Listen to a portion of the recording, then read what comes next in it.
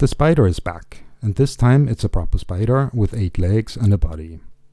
And this spider is very, very hungry. It wants to find and eat this delicious blob of green food. And once it's there, I can move it somewhere else.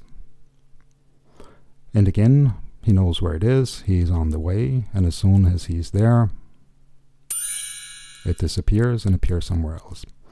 Now, this spider is entirely controlled by machine learning algorithms. We have novel forms of neural networks. We have other nonlinear optimization methods.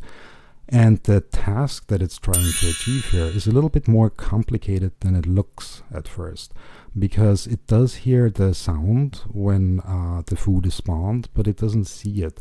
And the only information it gets from the map is whether it gets closer or further away. So it's like it gets hotter when it gets closer and colder when it misses it.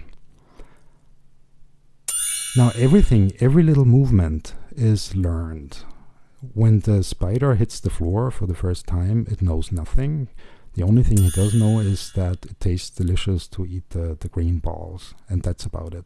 So every movement of the legs is really learned. It's not an animation whatsoever. It controls these things, and that's what it uses to move. And the movement is determined by a physics engine, so it really needs to figure out how to move the legs in order to thrust itself forward.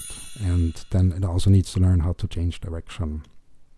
So one important thing that we changed compared to the previous version is the wiring of the spider.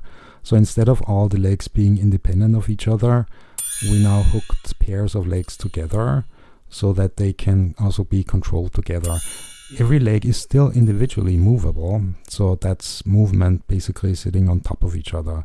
But for the machine learning part, it makes it a lot easier to get started, because even with very simple movements, you can get this thing to move. So now what happens if we have 2 spiders? So in the beginning, these spiders don't really know what to do with each other, and the reason for that is that we haven't defined what any possible interaction would look like. So we haven't defined whether they should be friends or foes, or what would happen if they get close to each other, or what happens if they get lost. So for now, they just acknowledge their existence to a certain degree. They are not aware that the other spider is a spider. And as we can see here, one of them loses interest in the other one and is inching very carefully towards the food. So I guess for this one, the hunger is more important than to explore what kind of interactions he could do with the other spider. In the future, it's going to be very interesting to see what kind of group dynamic we get once we have these interactions defined, and once we have a task in which they have to collaborate to complete it. And another aspect is that once we start adding more individuals, what will the dynamic look like? So will they be friends with some individuals but not with others? And after all, since everybody has their own learning history, they're all a little bit different. They are really individuals. All right, that's it for now. Hope to see you again soon.